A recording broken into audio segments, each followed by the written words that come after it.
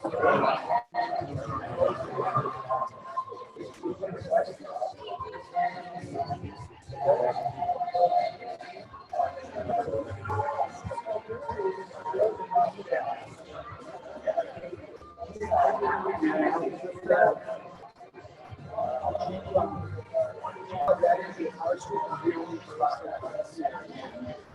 need I need the power.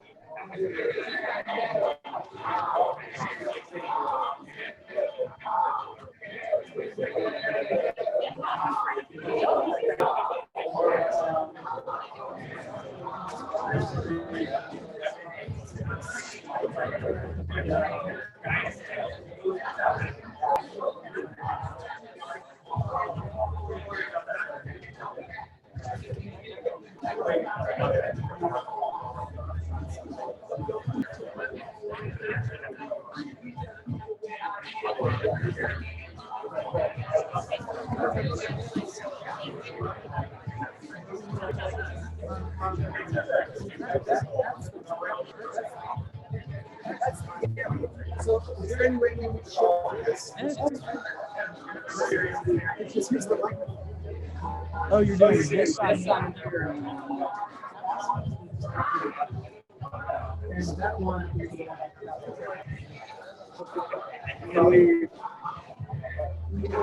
I'll be glad to get that.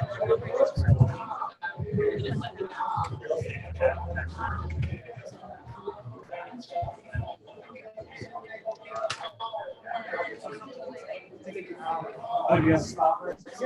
No, this one. So you're plugged in. I'm plugged in. That's what we know.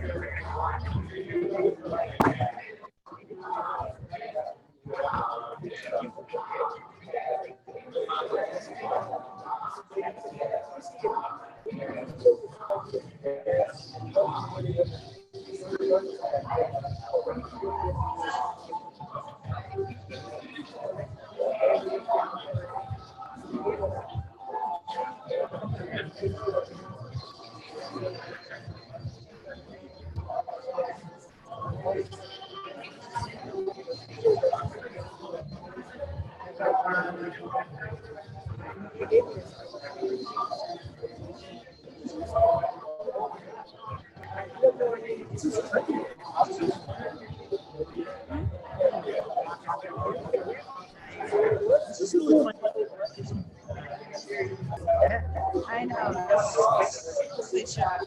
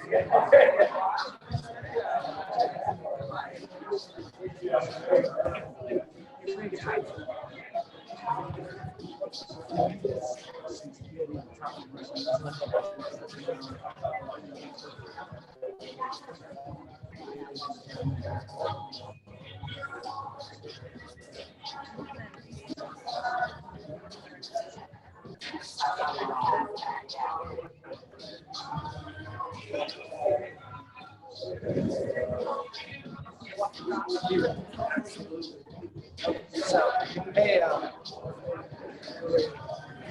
Rochester.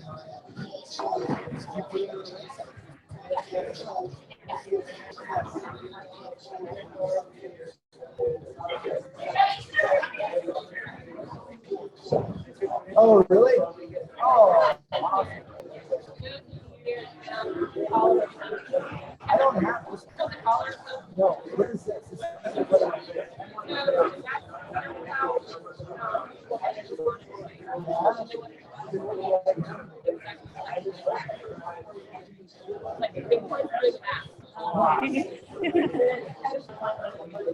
see that one. I got that one. It's such a good.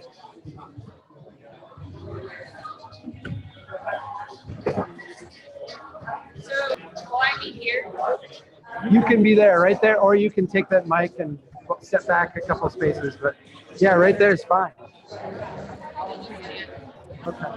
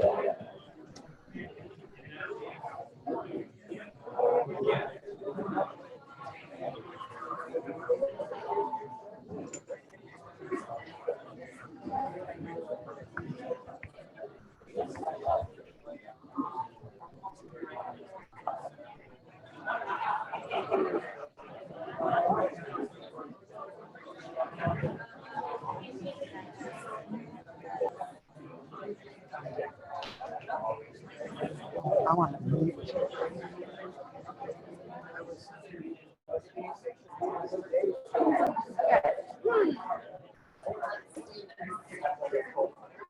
Okay, everyone. Okay, hi everyone. Thank you for coming to this Pecha Kucha session. Very quickly before we get started, if you have those cards from earlier today where you're writing down an idea or an action you'd like to discuss further, we will be collecting those. Final opportunity to turn them in with Kia at the end of this session. Okay, so this, what we're about to happen is a 20 slides, 20 seconds per slide session. So each presenter has just 6 minutes and 40 seconds to talk about a specific topic. They're going to be pretty narrowed down, but hopefully that leaves you wanting to think and discuss more afterwards as well. Max is going to be keeping time here pretty aggressively with his time cards, so we'll make sure these are snappy. So we'll get started. We have 7 presentations from different Strong Towns members on a variety of topics related to transportation. Kate Rybot is going to be up first. We're not going to do a Q&A, but please join us for the pub crawl and meet with the presenters and talk about their topics afterwards if you have questions. Yeah, and we'll have another announcement about grouping for the pub crawl after this. So, Kate, you're up. Yes? Oh, one thing. This is not as easy as it looks. So wild applause and encouragement is really helpful through this.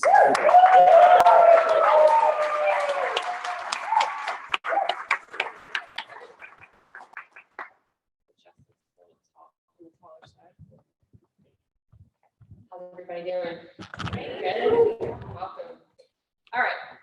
So I used to organize one of these in my hometown, and so the rules are pretty strict. I'm not going to say anything else because I'll get in trouble. So Jane Jacobs, writer,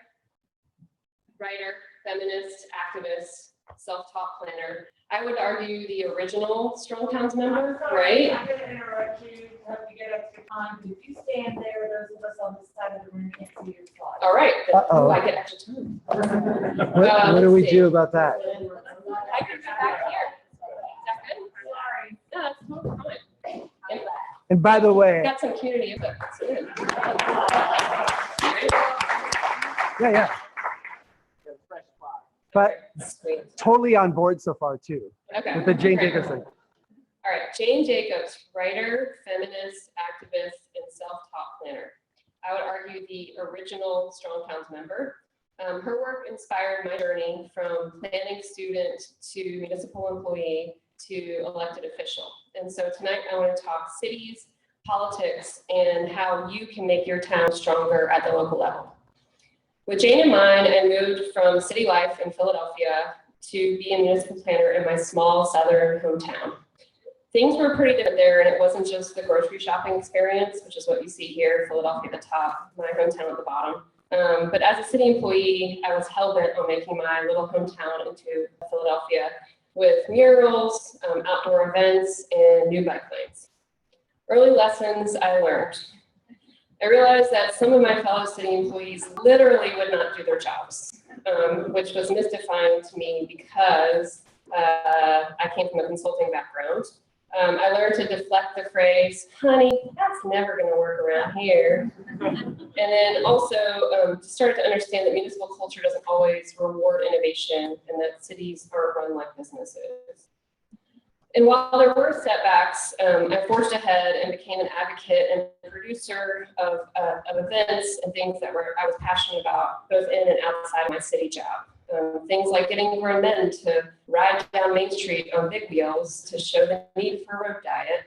And I had a great time doing that. But eventually I was frustrated by the bureaucracy, and after several years left city government for philanthropy. But then I realized I really missed it a lot. So I decided to get back in if I could. So if elected to city council, I would have been the youngest member by about 15 years. And my passion for the place that I lived, it really went out over my fears of losing the election. So running for office is a popularity contest. And so I began the process by making a massive list of all the people that I knew, my parents knew, my friends knew, my husband, sister's wife's cousin knew. And this is that list. And I got on the phone and I made hundreds of calls every week. And day by day, it became easier to ask for money, to ask for votes, to ask for support. And you've never really lived until you've asked your third grade teacher for cash for your political campaign. Luckily, she said yes, even though I was a pretty rowdy 8-year-old. So the next step of my campaign was hitting the streets of my district. And I knocked on over 2,000 doors and met literally every single person's dogs, and there were a lot of them. But the most surprising thing really was the fact that most people didn't actually know who their current city council person was. And they actually had no idea how to resolve issues at the local level, things like trash in their neighborhoods, safety, or even having a dog park for these dogs. After months of work, I did beat the baby boomer conservative lawyer who thought he was going to wipe the floor with me. But notice here the number of votes. Okay, it's not that many votes. So one lesson here is pay attention to who is running, because most people aren't. And when they aren't paying attention, you run and win, right? So speaking of numbers, check out this math. I would guess that many of you live, like I did, in a second or third tier city. And these numbers, I hope, will demonstrate to you how attainable winning a local election is, or how easy it would be for you to support a candidate that has a strong town's ethos.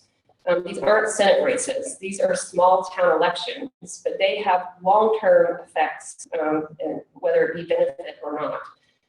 So on to the business of governing. This is how I naively perceive what my first few months in council might be like. I thought we would receive data and facts about every issue, and we make these incredibly informed and enlightened decisions, and we would have this giant municipal kumbaya peace circle. But this is not the case. It was in fact more jammy.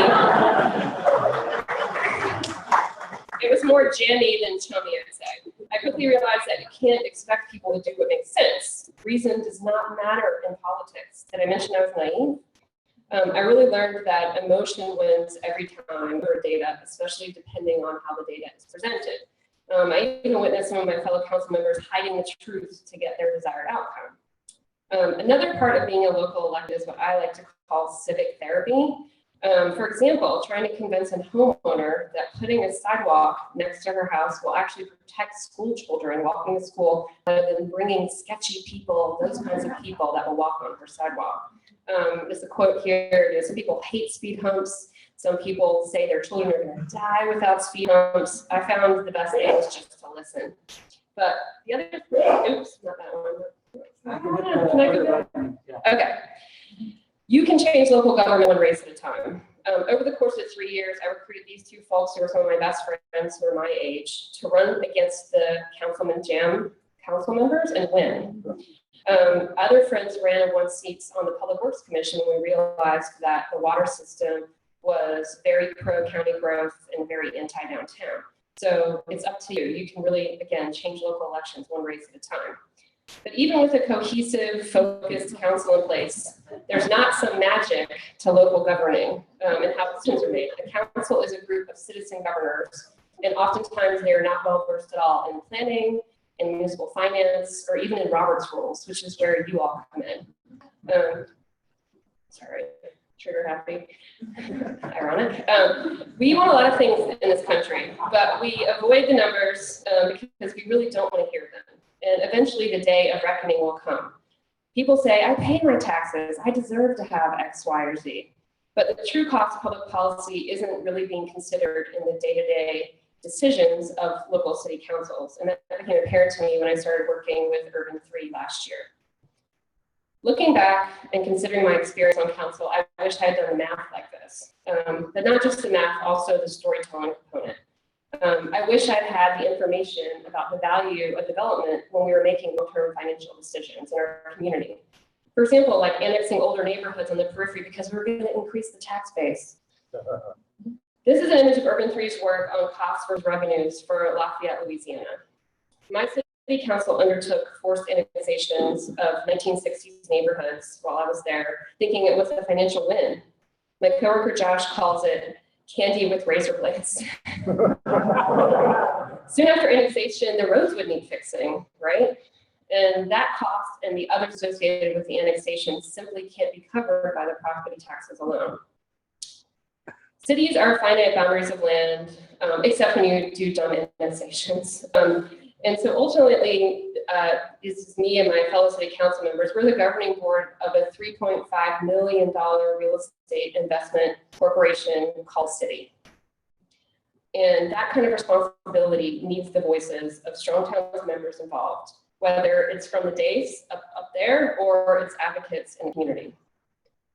So what are your politicians thinking? How do you get them to listen? You need to be a really loud voice. You need to come to public meetings, and I'm preaching to the choir here, but you need to apply for city commissions or get your peers involved in issues that you think are important. Most city council people have full-time jobs. I actually had 2 jobs while I was on council. So you have to be persistent. And if they don't call you back, then run for office and take their jobs, because that's what I did. And you can do it too. Finally, if you don't want to run, you need to find those hard-working, badass ninjas inside city government. We at Urban 3 work with staff every week who are fighting the good fight, and they're under the radar, and they're trying to make our town strong ones. They nimbly maneuver to get the impossible done through silos and through human inertia. So find those people in your city and support them. They can help make your town a strong town. Thank you so much.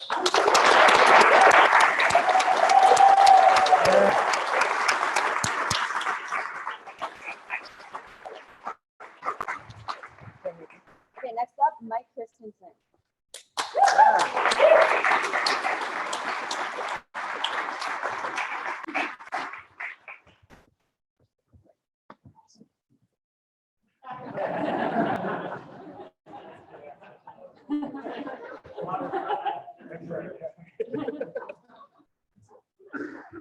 Cool. The mic's a little bit intimidating. I don't know if I want to do my presentation or just do stand up. Whoops. I get slides. Okay. I'm a graduate student at the University of Utah, working on a Master of City and Metropolitan Planning. And I am very grateful for this opportunity to present tonight. And I think this is really fitting since we should all encourage each other to share our ideas, even though they may be a little bit out there. And we all know, or most of us, pretty much all of us know about the missing middle in housing.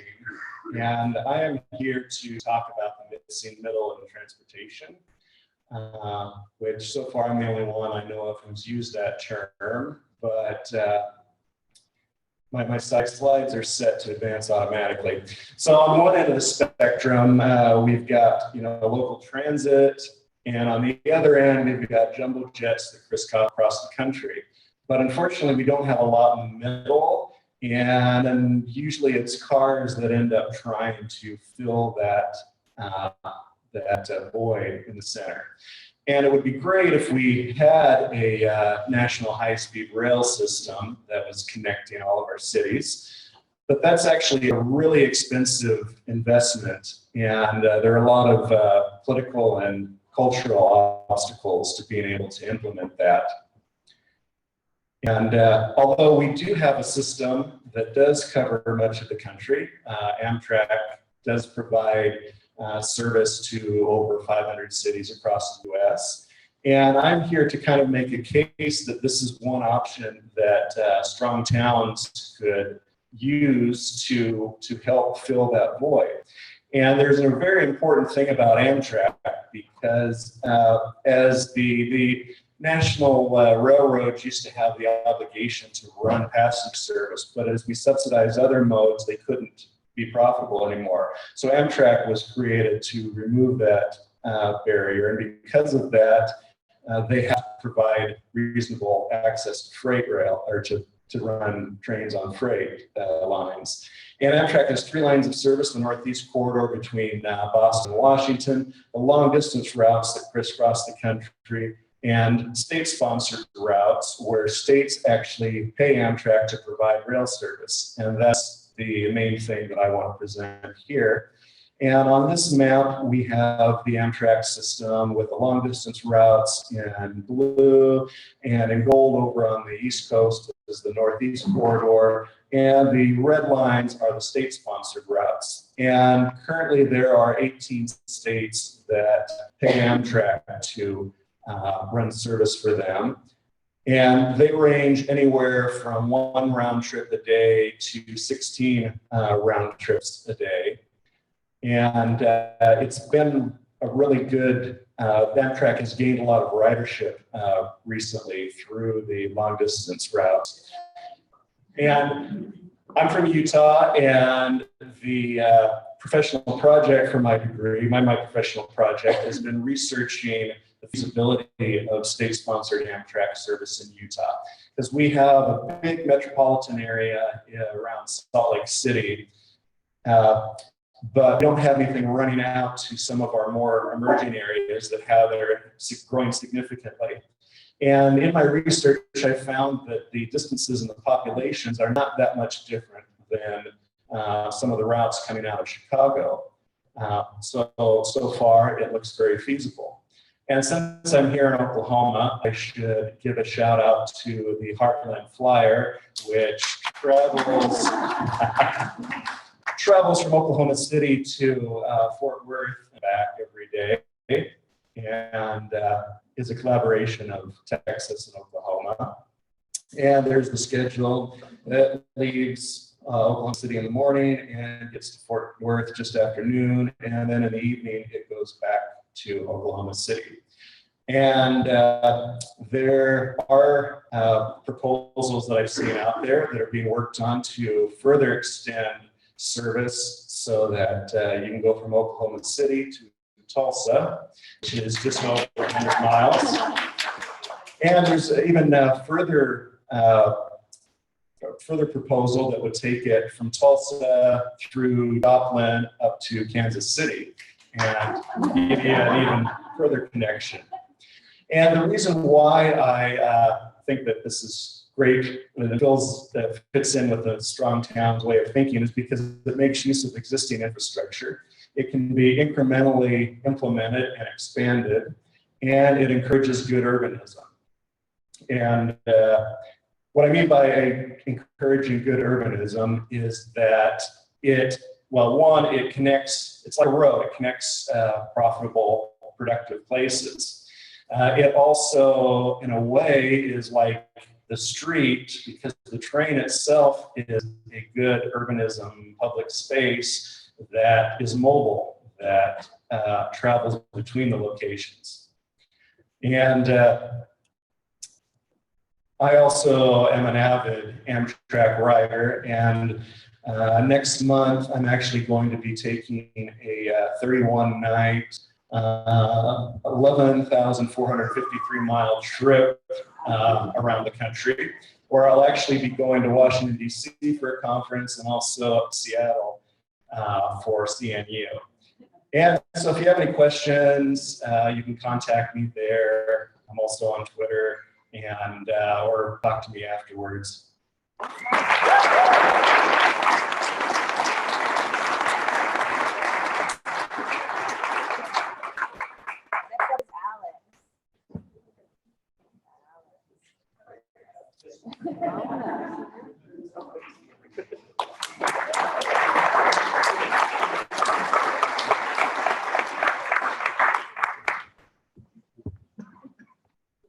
Oh, yeah, you might have to help with This the light. is very tall for me.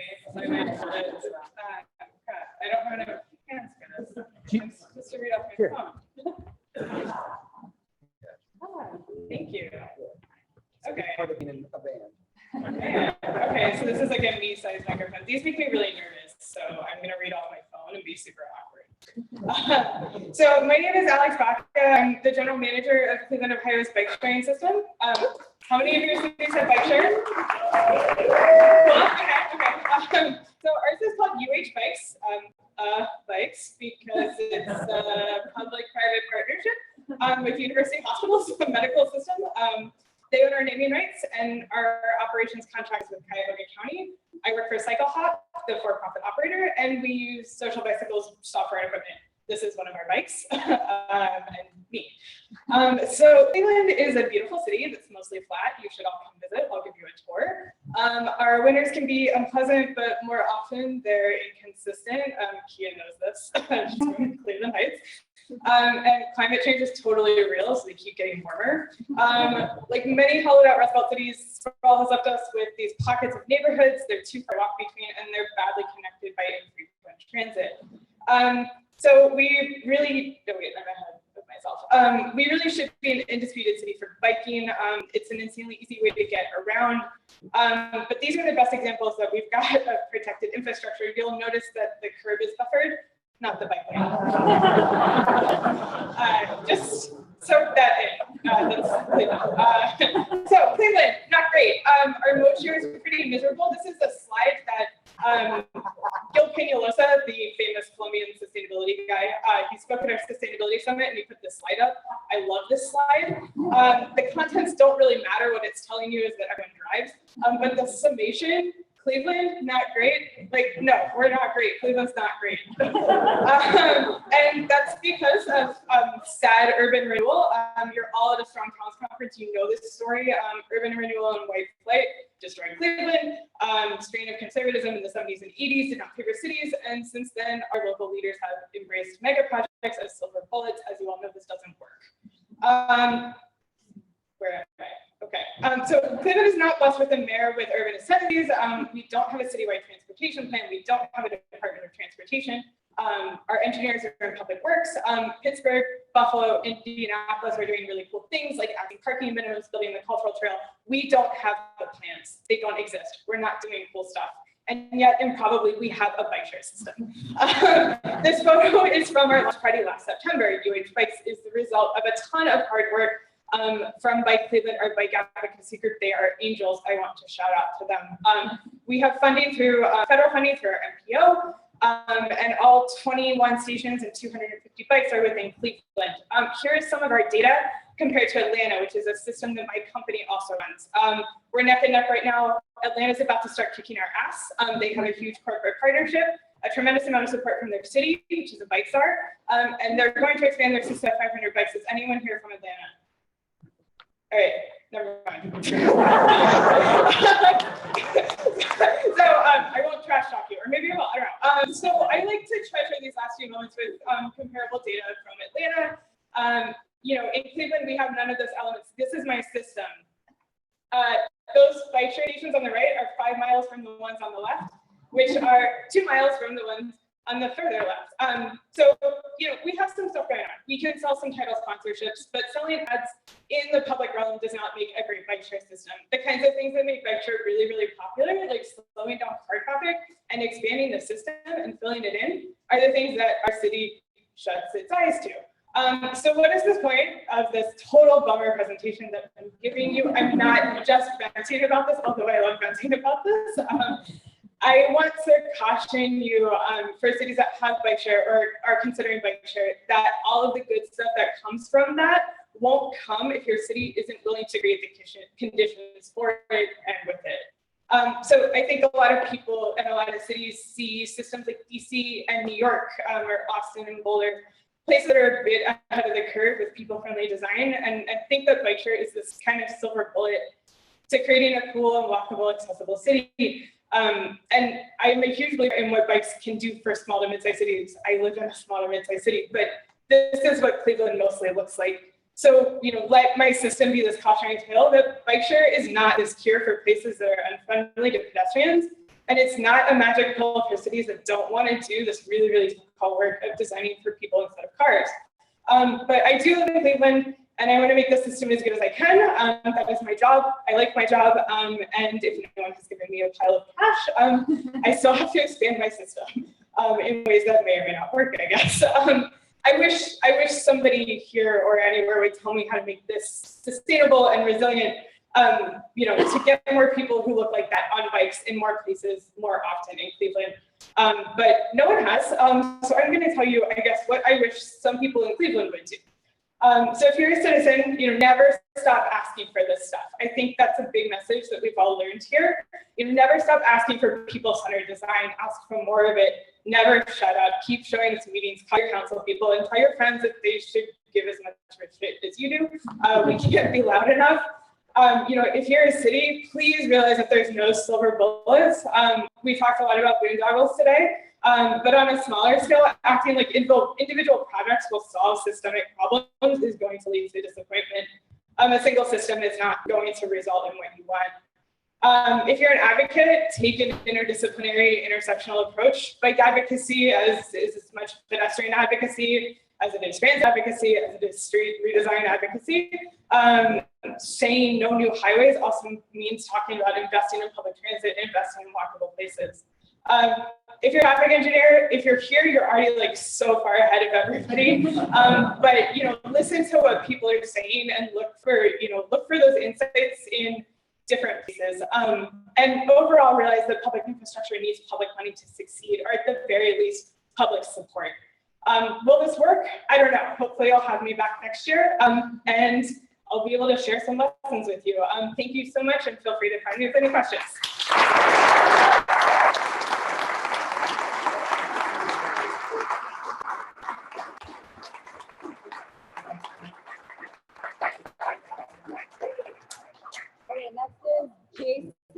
Great. Here's how the audio.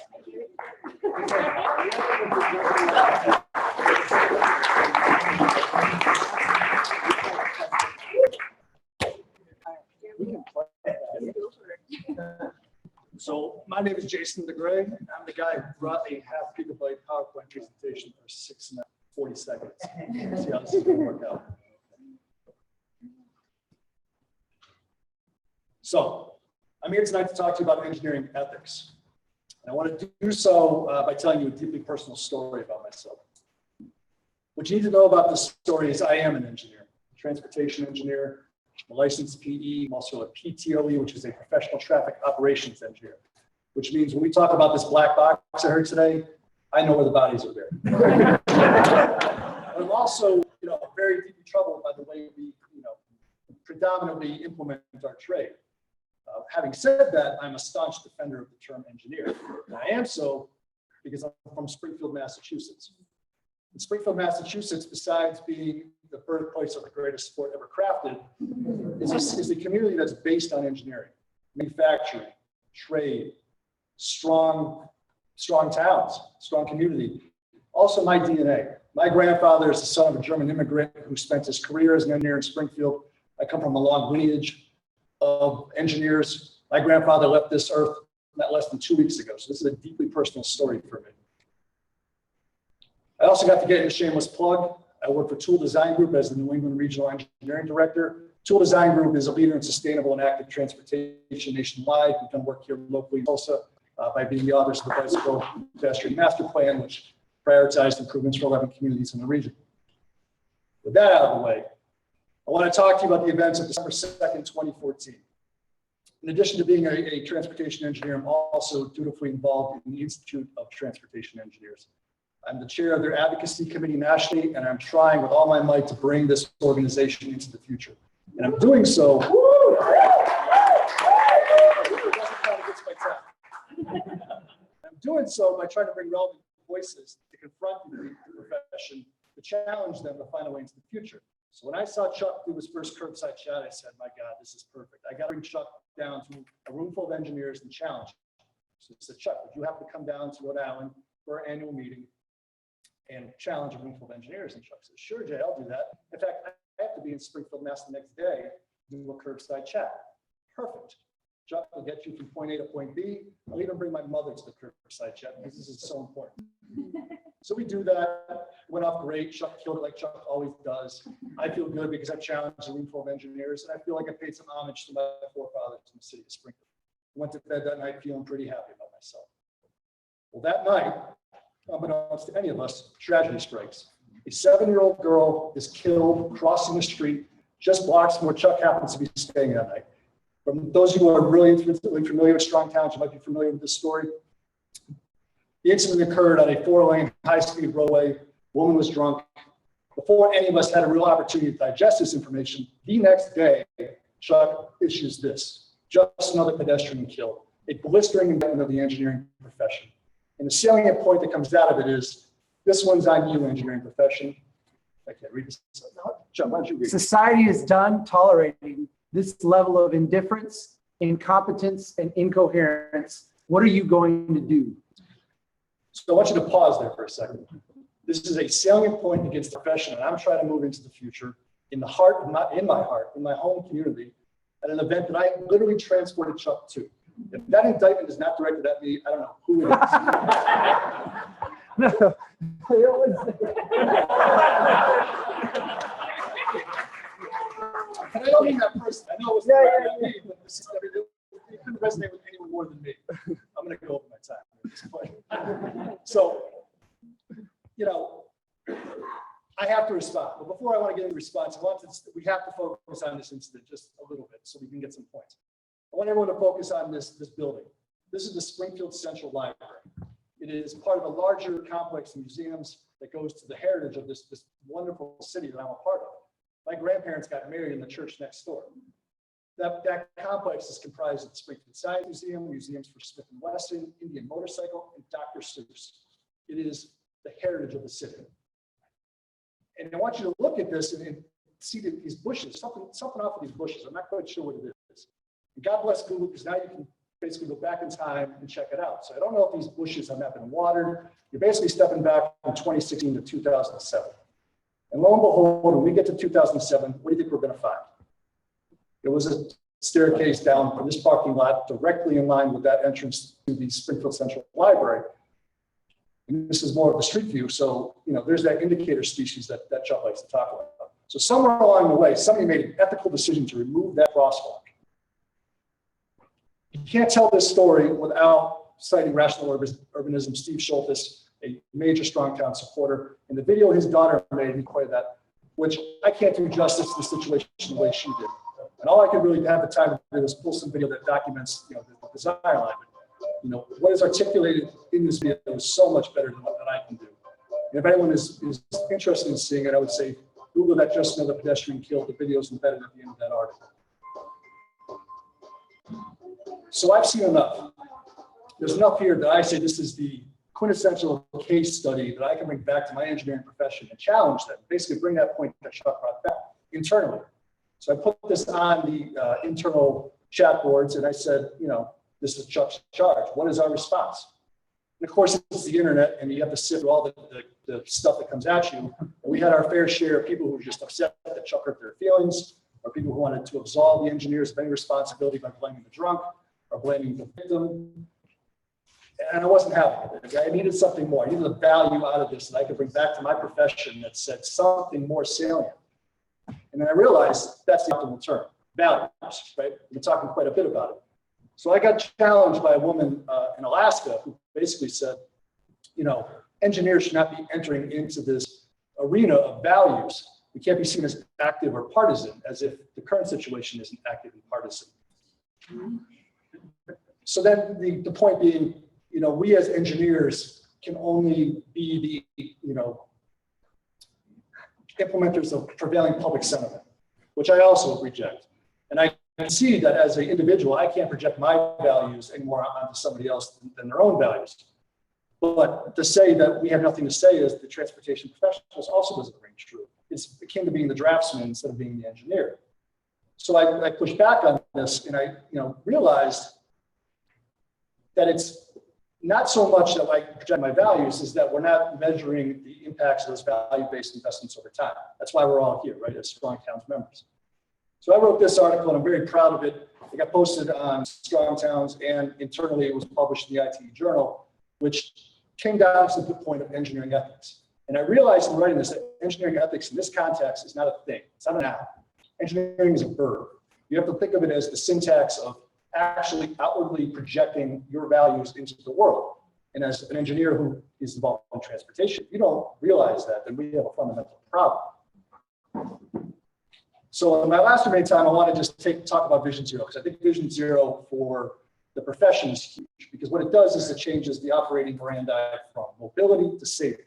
And this is huge, because when I enter an arena about transportation, there's already a codified system that is biased against me and my values. And I don't have a counterbalance that's quantitative.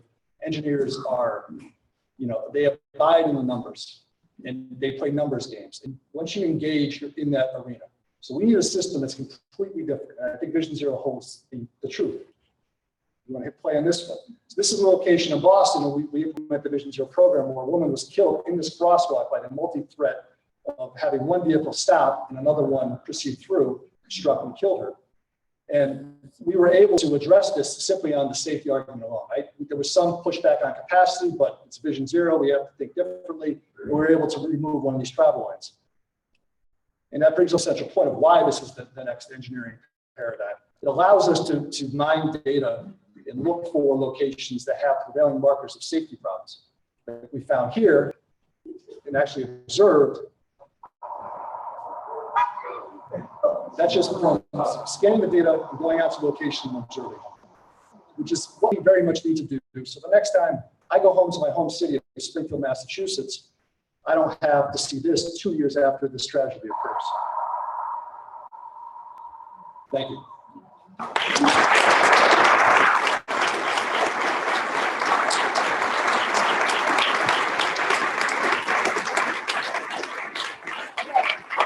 Okay. That was good fun.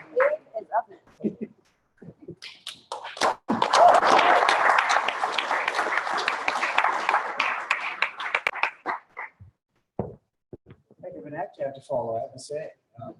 My name is Abe Zumwalt. I work for the National Association for Railroad Passengers in Washington, D.C. And as the French say, never trust anybody that says they're unbiased. So remember who I work for. In any case, thanks. So I'm going to show that we've never had a unified transportation policy, as it were. While federal spending on transportation is a tradition as old as the country itself, we have always done so in silos, never thinking about the system as a whole.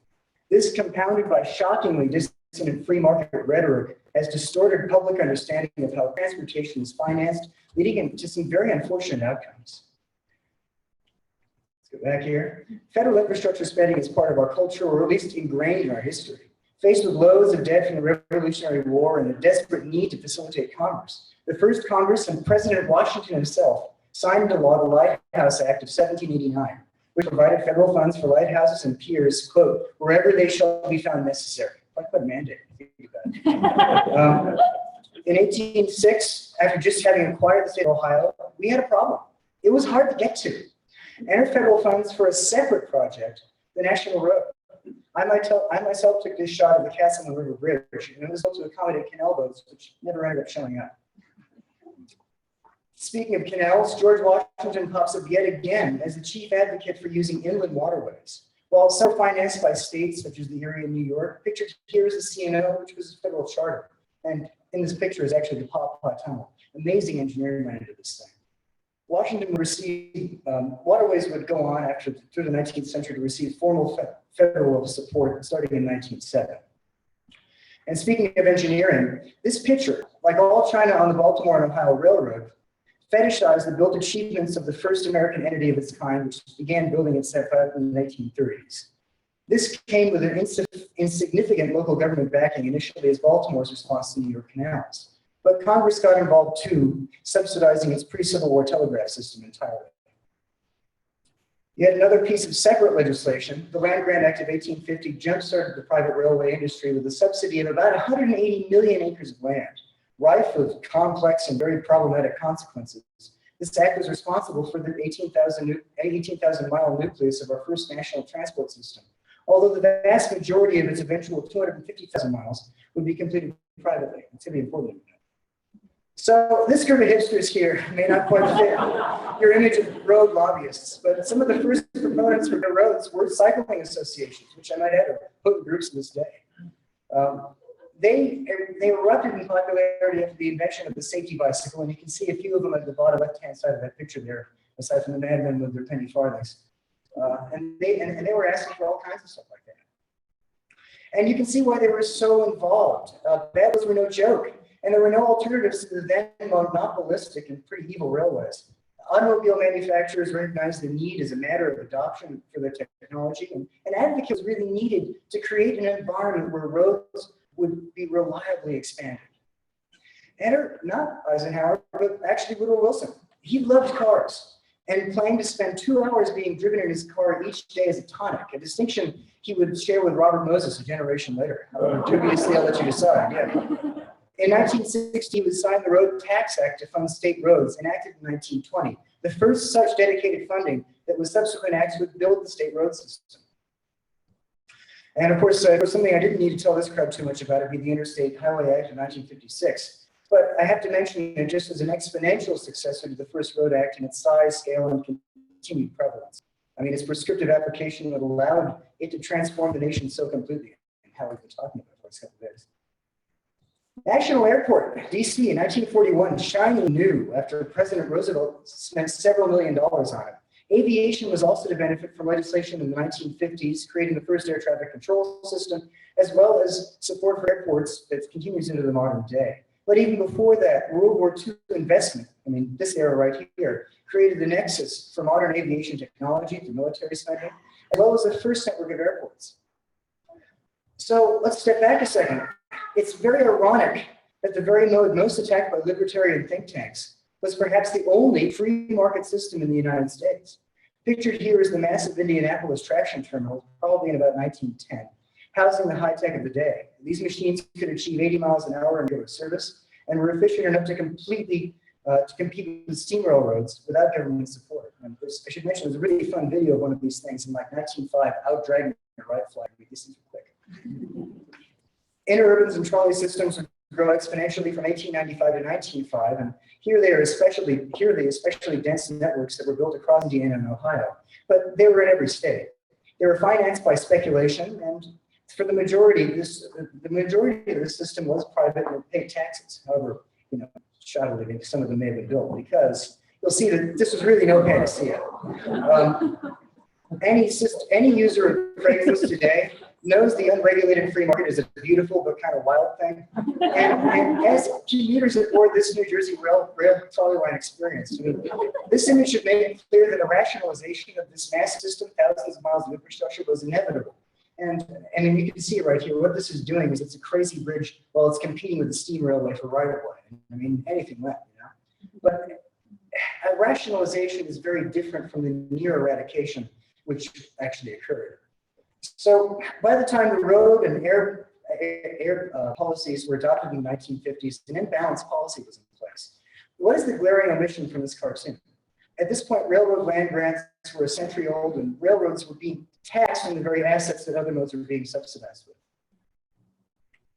Aesthetics changed, but the policy didn't. And by this time, almost every stick of rail on that interurban map just a couple slides ago had been abandoned and torn up. The legacy steam railroads reaped what they had sown, and public opinion really wasn't there in this tone-deaf ad in an age of grand civic investment. But they really did have a good point. Look at what happened. Look at what highway construction outside of New York City did to New York Central Railroad ridership.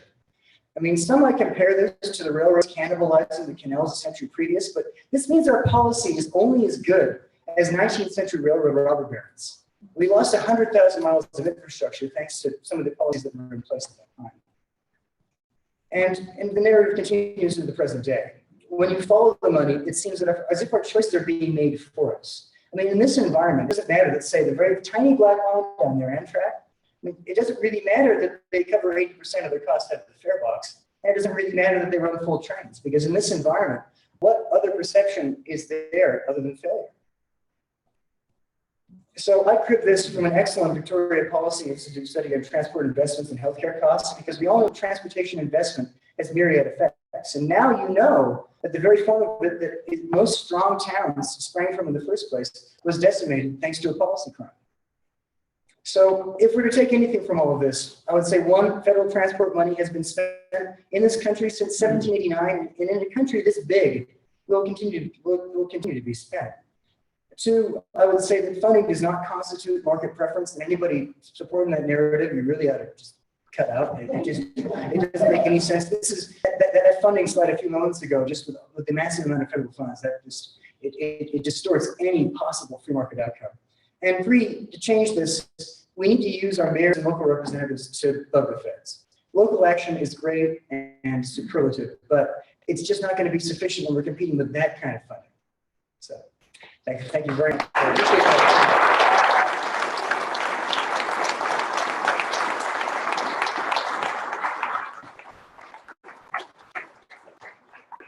Okay, Evan.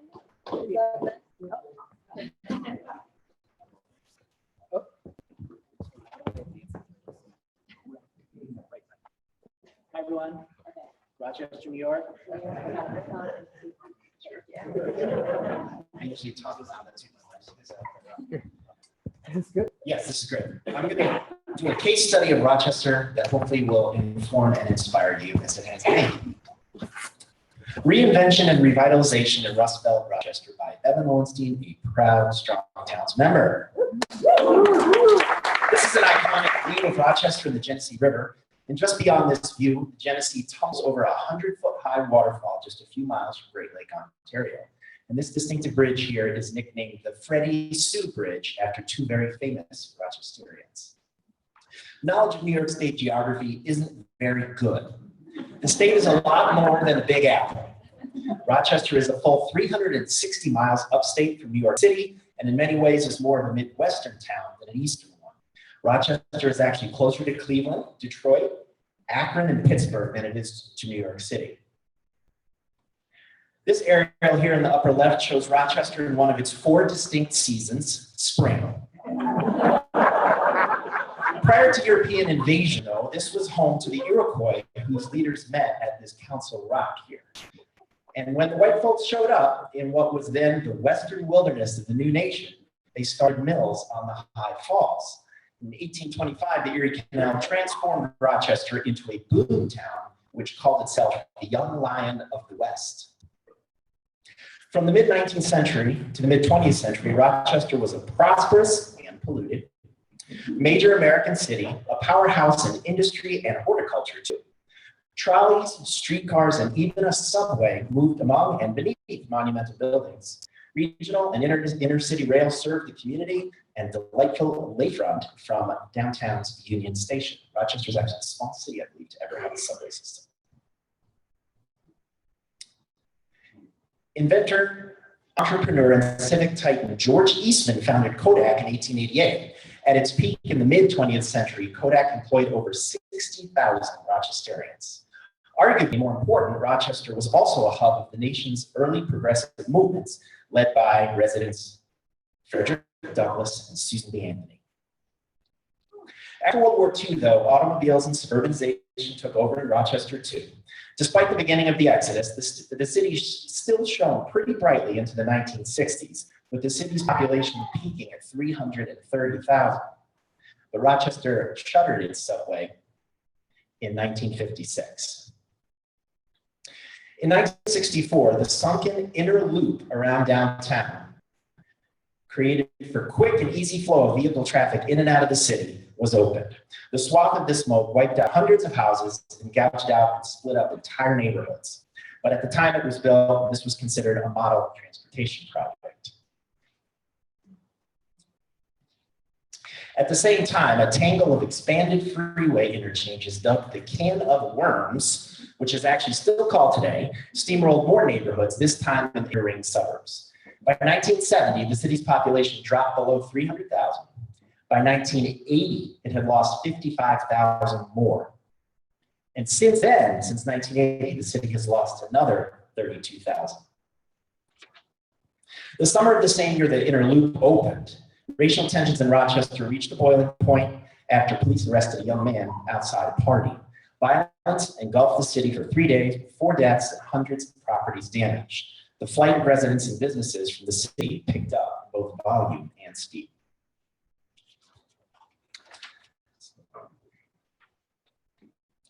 So you can see some images here of the suburbanization of Greater Rochester, shopping malls, housing complexes, and the picture on the very bottom there is the new site of the Monroe Community College in literally a field moved out of the city. In the early, actually, hold on, these are a little out of order here. Actually, what we have here is some remnants of the Exodus. On the upper left is a Flatiron building in the neighborhood I live in right now. Next to it is former Brighton Village. That picture in the upper right is actually from 2005. So the blight is not a thing of the distant past. And one of the sadder pictures I've ever seen of Rochester, the lower picture is a picture from the 1970s of the demolished 1965 Rochester Union Railroad Station. Here we have a picture of a city home, obviously a nice pre-war home being demolished. This was just a few years back, and there is the picture I showed you in the previous slide of the old Brighton Village. Now, even as late into the 1990s, we have a city that's on the decline. What you see here is a scene not too different than what you've seen in parts of Tulsa here, a downtown street multi-lane one-way, and in 2014, not that long ago, Rochester earned dubious distinction of worst parking crater bestowed by Streets Blog to the city that has the most of its land eaten by surface parking, which you can see in that picture.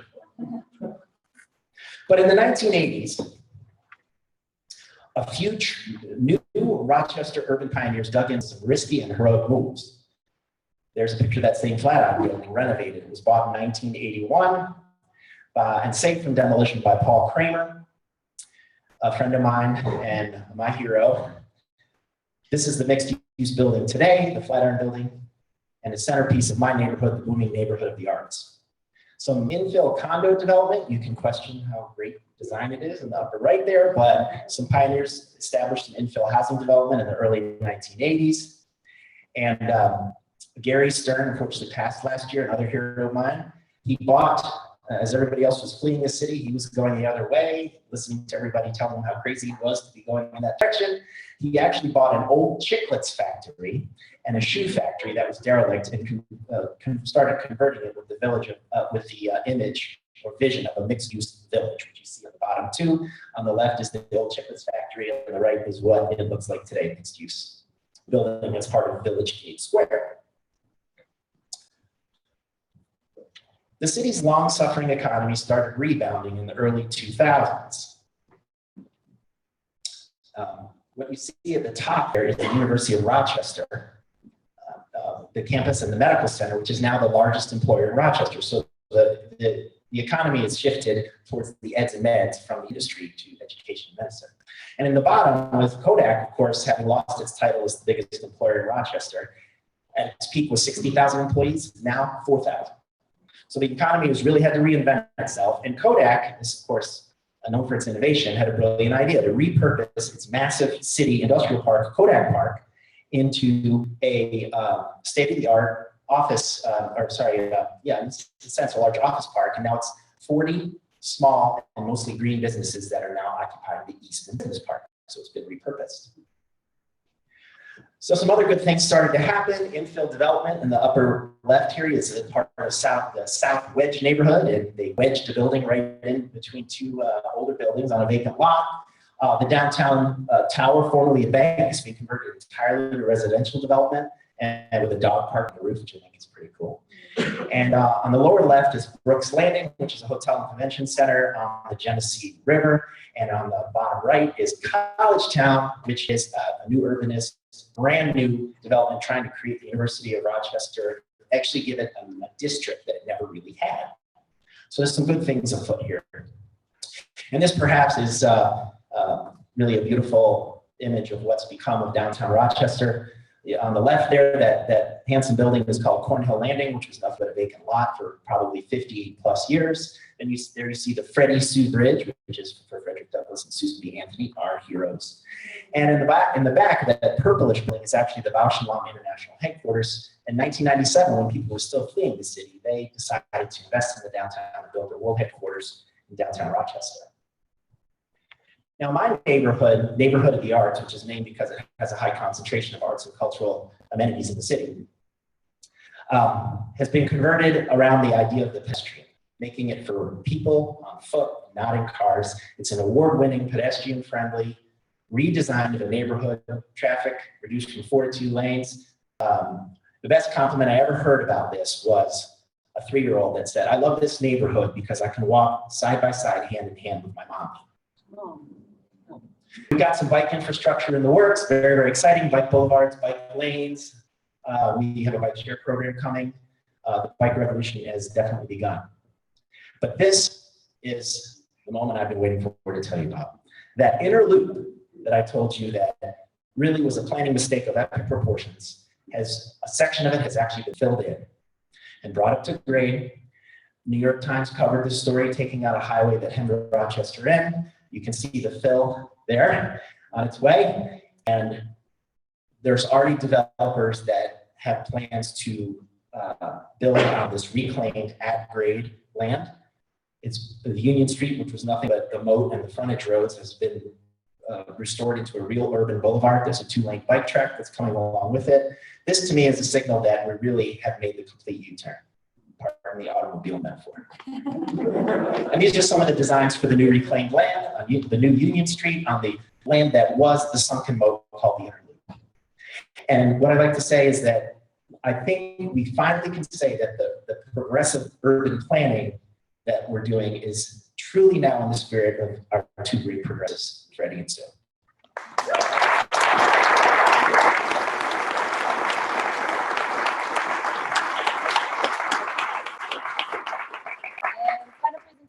Is Kevin Shephard.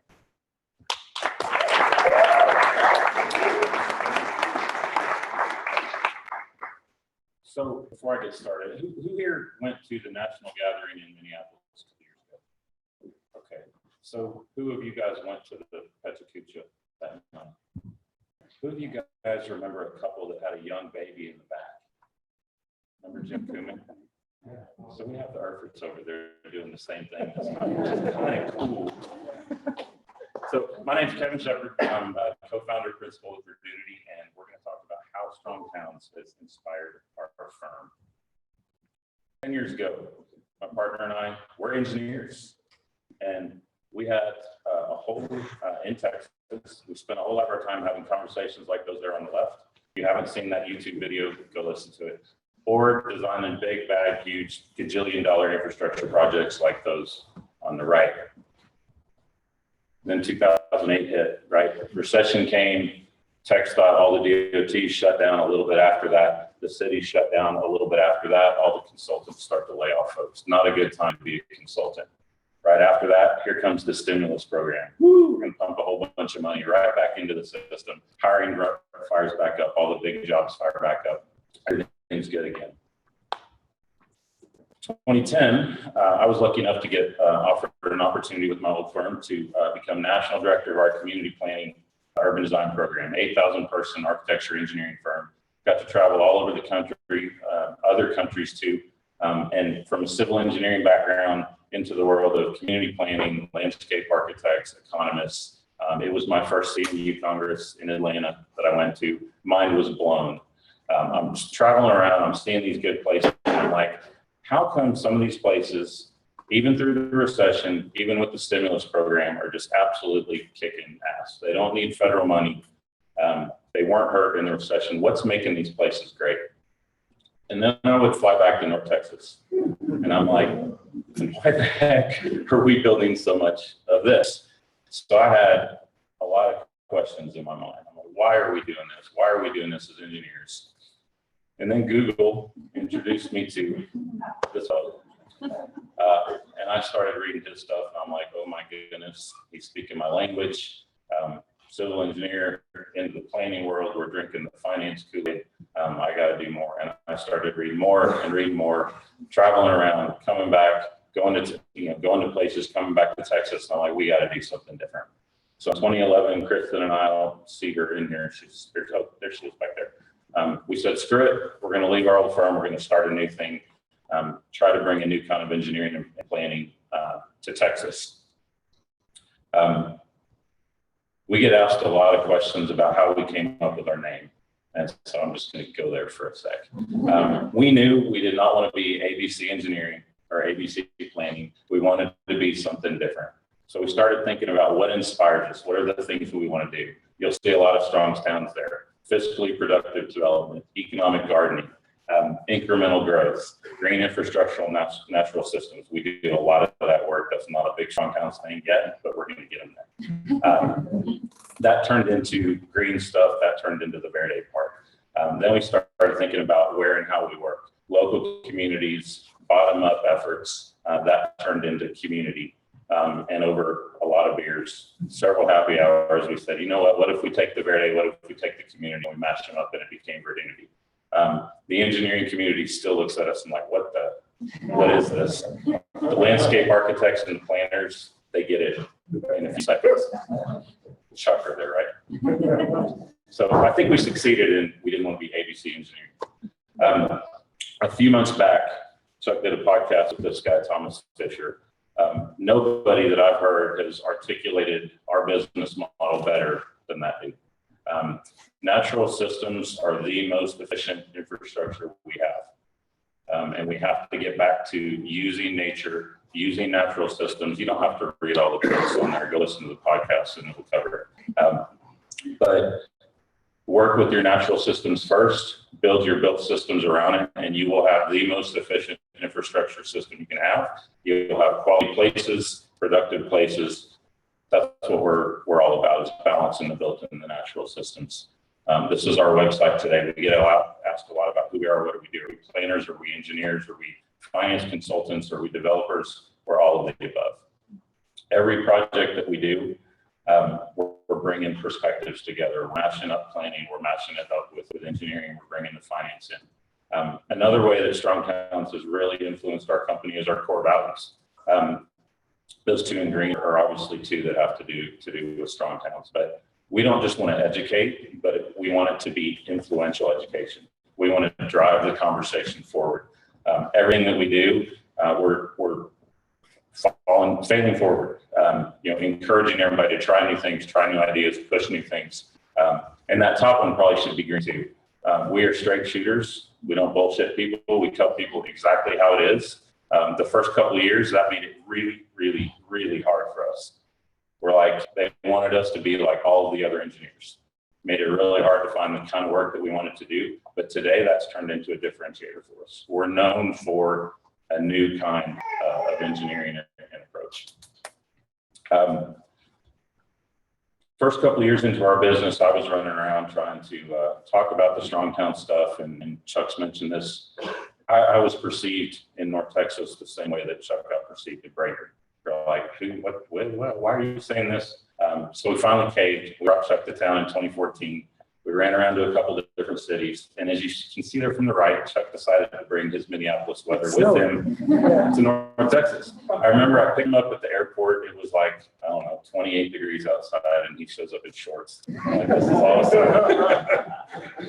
But we had a great time on that trip. I got to know Chuck really well on that trip. And we've been good friends and collaborators since then.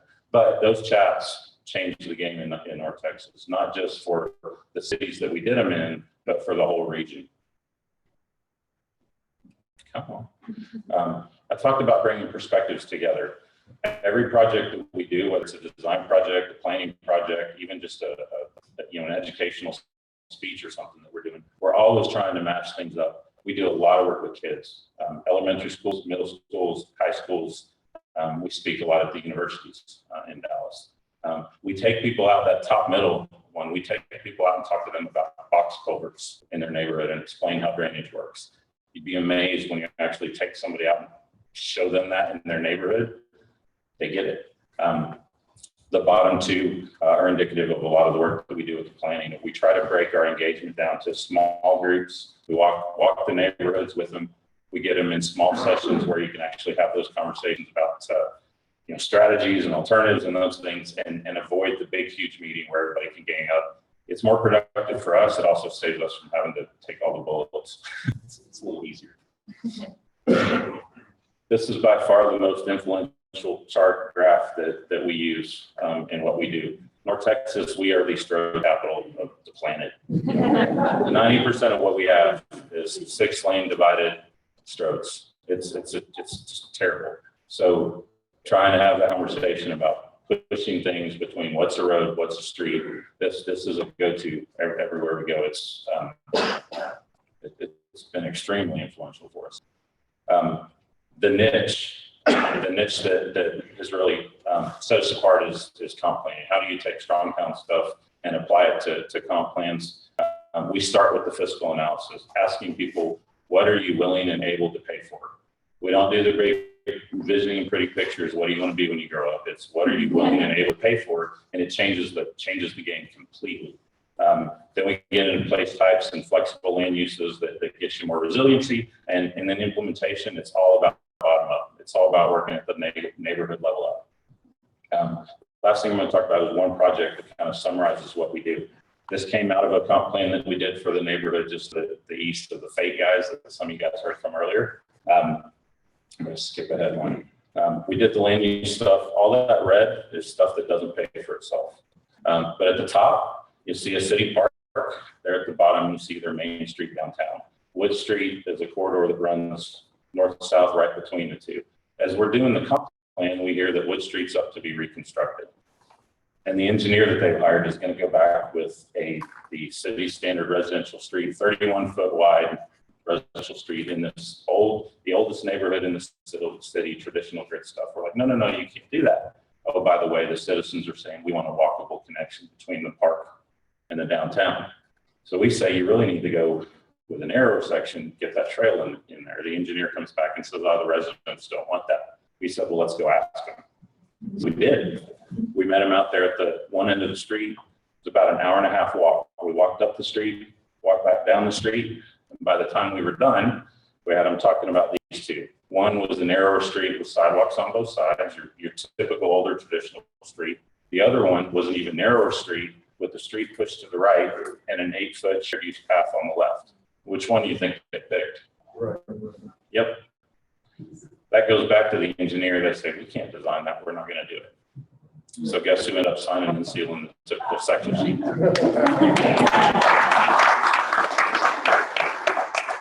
So now we're almost 6 years in now.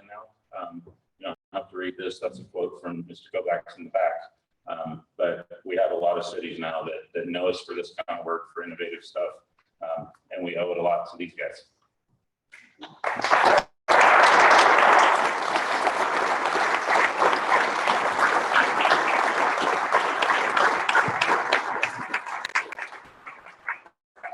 Thank you so much to all of these people who took their time, condensed their thoughts. These were some fantastic presentations, and I really appreciate everybody who done it today. Okay, next thing on our agenda. Who is planning to attend our pub crawl? Please raise your hand. Okay, what do you think, Kia? Keep those hands up, please. Okay, so now please put the hands down. Thank you. All right, next thing that's gonna happen is we're gonna ask you all to exit the way that you came. And if you are in group 1, either you already have a card that says that or you will grab on the way out. Please, when you exit the building, go to the left. That group will be led by Merrick. Merrick, can you raise your hand and stand up? Awesome. Okay, Merrick is leading that pub crawl group. And the other group, if you have the number 2 group card or you grab one, go to the right when you exit. That group is led by Alan. Alan, are you here? Okay. Or Max. So, yeah, please join us for these. The reason we had to split up is just we don't want to overwhelm these bars with like 1,000 people at the same time. So, yeah. And the last thing, if you still have your index card that you wrote your idea, activity, thought on, please hand those to me on your way out. Yes? Yes. Kia.